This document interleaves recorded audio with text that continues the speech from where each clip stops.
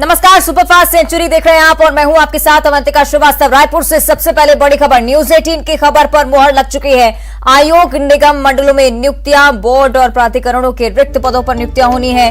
अध्यक्ष, उपाध्यक्ष और सदस्य पद पर भी नियुक्तियां हुई हैं। सीएम भूपेश बघेल ने नियुक्तियां की हैं। इस पर जानकारी इससे पहले ही हम आपको दे रहे थे कि छत्तीसगढ़ में आयोग निगम और मंडलों में नियुक्तियां होंगी, जिसकी जानकारी देखिए सामने आ चुकी है। बोर्ड और प्राधिकरणों के रिक्त पदों पर नियुक्तियां हुई हैं। साथ ही अध्यक्ष, उपाध्यक्ष और सदस्य पद पर भी नियुक्तियां हुई हैं। सीएम भूपेश बघेल ने नियुक्तियां की हैं। तो इससे पहले भी आपको न्यूज 18 लगातार जानकारी दे रहा था और लगातार आपको यह खबर दिखा रहे थे कि जल्द ही आयोग निगम और मंडलों में नियुक्तियां होंगी। तो अच्छी खबर तमाम लोगों के लिए जो इन नियुक्तियों का इंतजार कर रहे थे। बोर्ड और प्राधिकरण के रिक्त पदों पर नियुक्तियां हो चुकी हैं। खुद सीएम भूपेश बघेल ने नियुक्तियां की हैं। चलिए, इस पर और ज्यादा चर्चा के लिए हमारे साथ जुड़ रहे हैं डिप्टी न्यूज एडिटर अभिषेक शुक्ल। अभिषेक जी, इससे पहले हम खबर दिखा रहे थे और देखिए न्यूज 18 की खबर पर मुहर, नियुक्तियां हो चुकी हैं। बिल्कुल, नियुक्तियां हो चुकी हैं। न्यूज 18 ने पहले बता दिया था कि नियुक्तियां किसी भी समय हो सकती है और अध्यक्ष, उपाध्यक्ष और निगम मंडल के कई पदों पर ये नियुक्तियां कर दी गई हैं। मुख्यमंत्री भूपेश बघेल ने खुद इन नियुक्तियों को स्वीकृति दी है। जो कुछ प्रमुख पद है अध्यक्ष पद के, मैं वो आपको बता देता हूँ। यहाँ पर युवा आयोग में सदस्य पद पर अजय सिंह के स्थान पर बीजापुर जिले के प्रवीण डोंगरे को रखा गया है।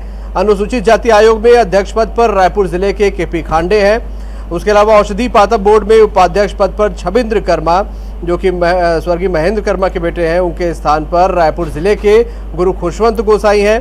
छत्तीसगढ़ राज्य जीव जंतु कल्याण बोर्ड के अध्यक्ष पद पर बलौदाबाजार भाटापारा जिले के विद्याभूषण शुक्ला, उपाध्यक्ष पद पर महासमुंद जिले के आलोक चंद्राकर हैं। तो वहीं छत्तीसगढ़ राज्य दिव्यांग जन सलाहकार बोर्ड के अध्यक्ष के तौर पर धमतरी जिले के मोहन लालवानी हैं। छत्तीसगढ़ लौह शिल्पकार बोर्ड में अध्यक्ष पद पर दुर्ग जिले के लोचन विश्वकर्मा, उपाध्यक्ष पद पर जांजगीर चांपा जिले के विष्णु विश्वकर्मा।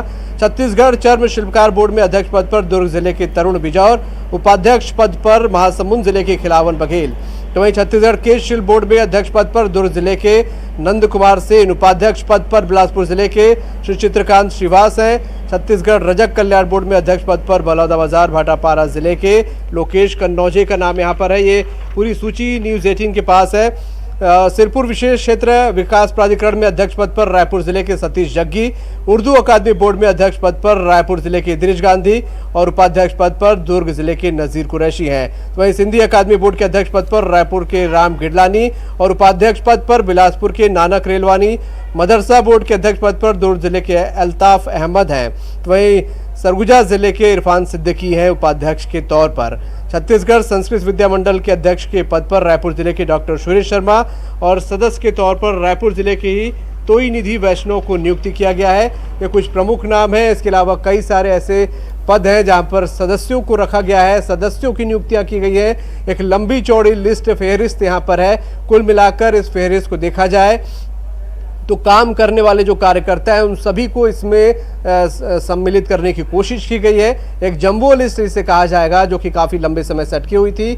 न्यूज़ 18 ने पहले इस बात को बता दिया था कि लिस्ट किसी भी समय जारी हो सकती है। तो ये लिस्ट आ गई है और जैसा हम एनालिसिस भी कर रहे थे कि कोशिश यही होगी ज़्यादा से ज़्यादा कार्यकर्ताओं को इस लिस्ट में शामिल किया जाए। तो सदस्यों की संख्या खासी तादाद में यहाँ पर दिख रही है और कई लोगों को हालांकि बदला भी यहाँ पर किया है, काम करने का कई लोगों को इनाम भी यहाँ पर मिला है और अध्यक्ष, उपाध्यक्ष पद पर उनकी नियुक्तियां की गई है। ये नियुक्तियां सरगुजा से लेकर बस्तर तक सभी जगह के लोगों को जगह देने की कोशिश की गई है।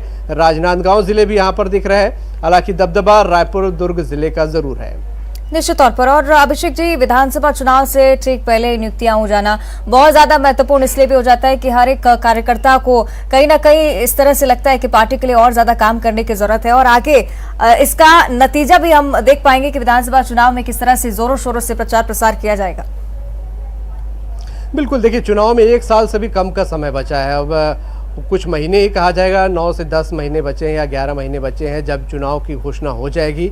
और एक कार्यकर्ताओं के मन में बड़ी इच्छा होती है कि उनको भी जो मेहनत करते हैं पार्टी के लिए या सरकार बनाने के लिए जो कोशिशें उनकी है उसका फल उनको मिले, पद के तौर पर ही सही चाहे सदस्य के तौर पर ही है। तो इन सभी को इसीलिए कुछ न कुछ सभी को देने की कोशिश यहाँ पर इस लिस्ट में साफ नज़र आ रही है।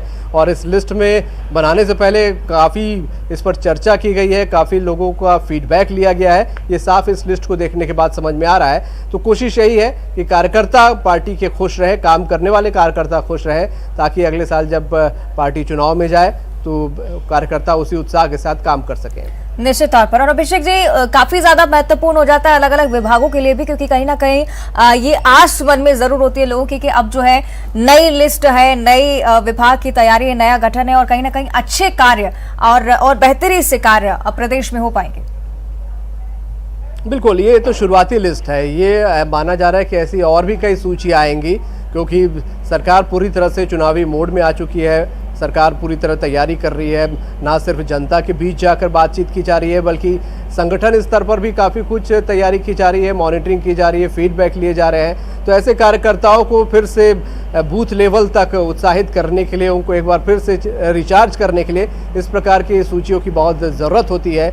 और उसी तमाम चीज़ों को ध्यान में रख कर ये सूची निकाली गई है और ये शुरुआती सूची है। और भी कई सूची आने की उम्मीद है, जिससे अब सभी कार्यकर्ताओं की उम्मीदें और ज़्यादा बंध गई हैं और जिनके नाम शामिल होंगे निश्चित रूप से वो काफ़ी उत्साहित होंगे और पार्टी के लिए और जुटकर काम करेंगे। चलिए, निश्चित तौर पर कह सकते हैं कि तमाम जो कार्यकर्ता हैं उनमें जोश भरने की कवायद इस बार की गई है। और नियुक्ति की जो फहरिस्त है, जिस तरह से आप जानकारी दे रहे थे कि कई सारे विभाग हैं जिनमें बदलाव भी किए जा चुके हैं, कौन से वो प्रमुख नाम अभिषेक जी जिनको लेकर लगातार अब चर्चाएं हो रही हैं? देखिए, कई ऐसे बड़े नाम थे। छविंद्र कर्मा के एक नाम मुझे यहाँ पर नज़र आता है, काफ़ी दबंग है, महेंद्र कर्मा के बेटे माने जाते हैं, उनकी माँ विधायक हैं दंतेवाड़ा से, उनको वहाँ से रिप्लेस किया गया है, उनकी जगह एक कार्यकर्ता को यहाँ पर जगह दी गई है।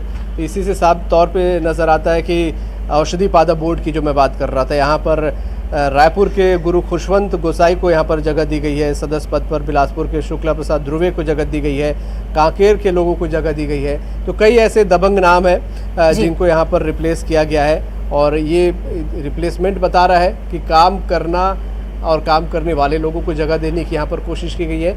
निचले स्तर के कार्यकर्ता को यहाँ पर इस लिस्ट में जगह देने की कोशिश की गई है। निश्चित तौर पर तो नियुक्तियां हो चुकी हैं। शुक्रिया आपका इस पूरी चर्चा के लिए। तो तमाम ऐसे महत्वपूर्ण नाम इस लिस्ट में शामिल हुए हैं जिनका नतीजा जो है वो आगे जाकर आने वाले समय में जो विधानसभा चुनाव होने हैं उस पर भी प्रभाव पड़ेगा, क्योंकि तमाम ऐसे कार्यकर्ता जिनको पार्टी में तवज्जो देने की जरूरत है, तवज्जो दी जा चुकी है नियुक्तियों के जरिए। तमाम ऐसे महत्वपूर्ण नाम जो कि अलग अलग फहरिस्त में शामिल हैं और अलग अलग विभागों की जिम्मेदारी अब से वो निभाएंगे। शुक्रिया आपका अभिषेक जी। आगे बढ़ते हैं और अब बात करेंगे भोपाल से बड़ी खबर की। एमपी में ड्रग्स माफिया के खिलाफ एक विशेष अभियान चलाने की तैयारी है। अभियान को लेकर सोमवार को एक महत्वपूर्ण बैठक होनी है। ड्रग माफिया के खिलाफ यह अभियान होगा जिस पर रणनीति तैयार की जाएगी। गृह मंत्री डॉक्टर नरोत्तम मिश्रा ये बैठक लेंगे। बैठक में पुलिस और विभाग के अधिकारी शामिल हो रहे हैं। तो भोपाल से जानकारी, एमपी में ड्रग्स माफिया के खिलाफ एक विशेष अभियान चलेगा जिसको लेकर रणनीति तय की जाएगी। पहले ही ड्रग माफिया के खिलाफ अभियान पर किस तरह से काम किया जाएगा इस बारे में चर्चा करेंगे गृह मंत्री डॉक्टर नरोत्तम मिश्रा। एक खास बैठक में पुलिस और विभाग के अधिकारी भी शामिल रहेंगे। देखिए, बैठक सूरज कुंड में गृह मंत्रियों की मंथन के बाद की पहली बैठक है और कई सारे नए दिशा निर्देश भी गृह मंत्री इस बैठक में दे सकते हैं, क्योंकि गृह मंत्री नरोत्तम मिश्रा ने भी उस बैठक में शिरकत की थी जिसमें प्रधानमंत्री नरेंद्र मोदी ने अमित शाह ने संबोधित किया था। तो कई सारे कवायदे नशे के खिलाफ प्रदेश में अब देखने को मिल सकती है। और कांग्रेस के वरिष्ठ नेता राहुल गांधी द्वारा निकाली जा रही भारत जोड़ो यात्रा देश में एक बदलाव की बयान लेकर निकाली जा रही है, जिसमें जनता खुद ब खुद जुड़ती जा रही है। आने वाले वक्त में देश को जोड़ने का काम अगर कोई करेगा तो वो कांग्रेस पार्टी होगी, ये कहना है कांग्रेस के वरिष्ठ नेता और राज्यसभा सांसद विवेक तन्खा का। न्यूज 18 से खास बातचीत करते हुए राज्यसभा सांसद विवेक तन्खा ने हाल ही में नियुक्त हुए भाजपा के राष्ट्रीय अध्यक्ष मल्लिकार्जुन खड़गे के फैसलों का स्वागत किया है। बातचीत के दौरान तन्खा ने कहा कि युवाओं को लेकर राष्ट्रीय अध्यक्ष का फैसले का स्वागत है। खड़गे जी ने जो भी अभी निर्णय लिए हैं, ये सब जो उदयपुर में जो कॉन्क्लेव हुआ था, ये उन निर्णयों को अमल ला कर रहे हैं।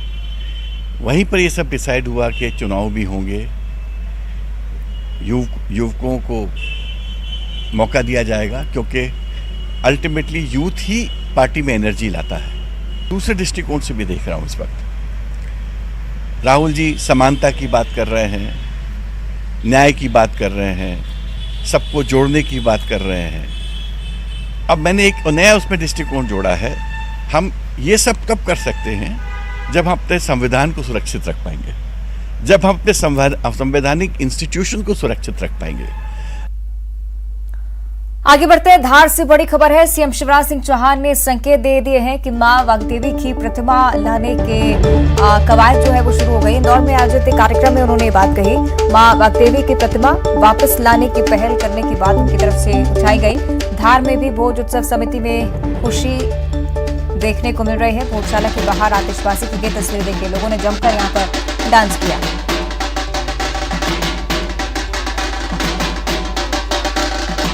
तस्वीरें धार की हैं। सीएम शिवराज सिंह चौहान ने जैसे ही मां वाग्देवी की प्रतिमा लाने के संकेत दिए, वैसे ही यहां पर उत्साह का माहौल, आतिशबाजियां की गई, जमकर डांस किया गया।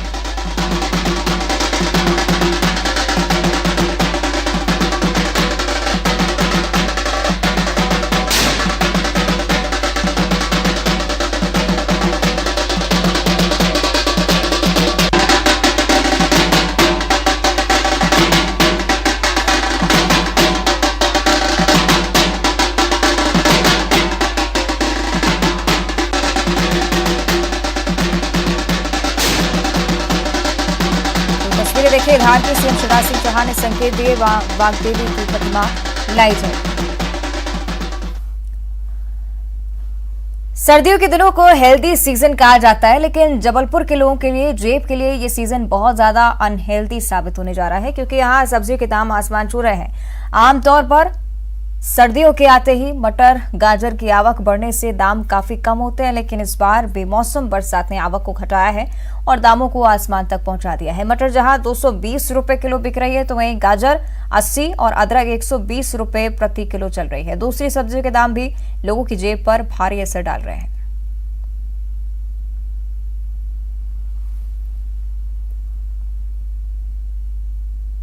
धारणा होती है कि हेल्दी सीजन की शुरुआत हो चुकी है, लेकिन हेल्दी सीजन में अनहेल्दी वेजिटेबल यानी सब्जियों के दामों ने कहीं ना कहीं जायका और स्वाद दोनों पर ही कहीं ना कहीं कड़ा प्रहार किया है। इस वक्त हम सब्जी मंडी में मौजूद हैं और यहां आकर के जो सब्जियों के दाम पता चल रहे हैं वो कहीं ना कहीं चौंकाने वाले हैं, क्योंकि सबसे बड़ा उत्पादन क्षेत्र कहा जाने वाला जबलपुर का मटर इस बार सब्जी मंडियों से गायब है। वजह है कि 230 रुपए प्रति किलो मटर बिक रहा है। ये थोक के दाम है, रिटेल में आगे संभवतः ये और महंगा होगा। बड़ी वजह है कि बारिश का जो मौसम था वो कहीं ना कहीं लंबा खिंचा और यही मुख्य वजह रही कि कई सब्जियां जो है वो नहीं आ पा रही हैं। सलाद में शामिल गाजर के दाम भी रुला रहे हैं। कैसा मार्केट है हम समझेंगे यहाँ पे। भाई साहब, मटर नहीं दिख रहा, ठंड का मौसम शुरू हो गया, क्या वजह है? सर, इस बार उत्पादन ज्यादा बारिश की वजह से उत्पादन बहुत प्रभावित हुआ है, जिसकी वजह से मटर 220 रुपए किलो बाजार में मिल रहा है और गाजर जैसी डेली नीड की चीज जो सलाद में यूज करते हैं वो 80 रुपए किलो है। अदरक का दाम में उछाल देखा गया है, जो कि 120 रुपए किलो बिक रहा है। टिंडे बहुत महंगे हैं, 80 रुपए किलो। खरीदारी भी की सब्जियां खाना मुश्किल हो रहा है, भाजियां वगैरह जो सस्ती हुई है, कुछ भाजी बस ही नहीं सस्ती है और प्याज 30 रुपए किलो, आलू 35 रुपए किलो हो गया है। तमाम वो चीजें जो अमूमन आपका जायका बढ़ाती हैं, जैसे लहसुन, प्याज, अदरक, आलू, ये तमाम जो चीजें हैं वो महंगी हो गए हैं। सब्जियों के दाम भी हमने सुन लिए। मटर का सीजन इसे कहा जाता है और मटर न केवल यहाँ बल्कि मलेशिया तक में एक्सपोर्ट होता है। वो मटर इस बार बाजारों से गायब है और संभवतः जनवरी तक ही जो नई फसल आएगी तब संभवतः मार्केट में मटर देखने को मिलेगा। कोई दाम उसके कहीं ना कहीं बजट में होंगे। जो भी हो, ये अच्छी खबर नहीं है तमाम उन लोगों के लिए जो कम से कम हेल्दी सीजन का वेट करते हैं और हरी भरी सब्जियां खाने के शौकीन होते हैं, क्योंकि फिलहाल दाम जो है उनके बजट के बाहर है। मिश्रा के साथ प्रतीक अवस्थी, न्यूज़ 18 जबलपुर। तो सर्दियां आते ही बाजार में सब्जियों की आवक भी बढ़ जाती है और सच कहे तो सर्दियों के मौसम में सब्जियों का स्वाद लोगों को बहुत पसंद आता है। लेकिन इस बार बेमौसम बारिश के चलते सब्जियों की फसलों को खासा नुकसान हुआ है, जिसका असर लोगों की जेब पर हो रहा है, क्योंकि सब्जियों के दाम इस वक्त जेब को खाली कर रहे हैं। हालांकि विक्रेता कह रहे हैं कि ठंड बढ़ने के साथ ही सब्जी की आवक बढ़ेगी, दाम घटेंगे।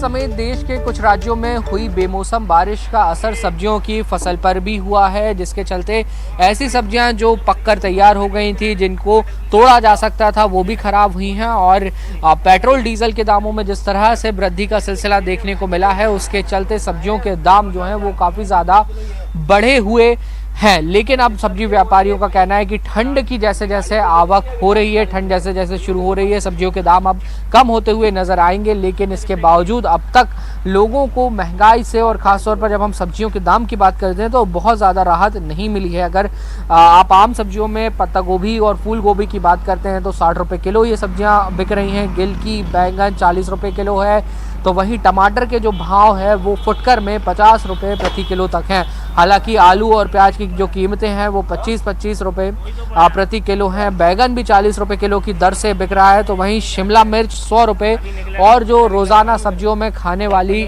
मिर्च होती है वो करीब 80 रुपये किलो तक बिक रही है। लेकिन अब आप देखेंगे कि बाज़ारों में जो हरी सब्जियां हैं वो यहाँ पर आने लगी हैं, क्योंकि ठंड में जो सब्जियां हैं वो अमूमन अच्छी आती हैं। और